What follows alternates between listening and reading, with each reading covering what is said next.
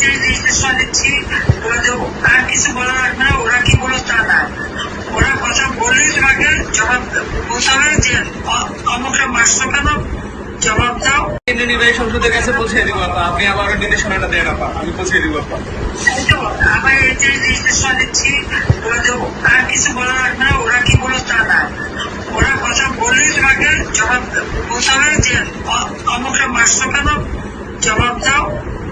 এই বোনদের এভাবে লাঞ্ছিত করছো কেন, পাকিস্তানি আলাদা বাহিনীর মতো, সেটা জবাব দাও। তোমাদের ওইটাই যাবে কমেন্ট, জি আপা, ওইটা কমেন্ট যাবে। আমরা এখন অনলাইনে সরব থাকবো আর সেফ থাকবো সবাই, এটুকু আপনার নির্দেশনা আপা। সবাই সবাই ত্যাগ থাকতে হবে। হ্যাঁ, জি আপা। সবাই যে কজন কেন্দ্র কর্মচারী নামের তালিকা বাংলাদেশে সবাইকে সেট থাকতে হবে।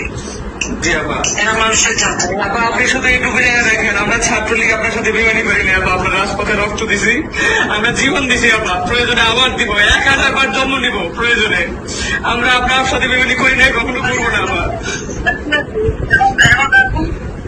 আচ্ছা, জি আপা, হাফিজ। জয় বাংলা আপা।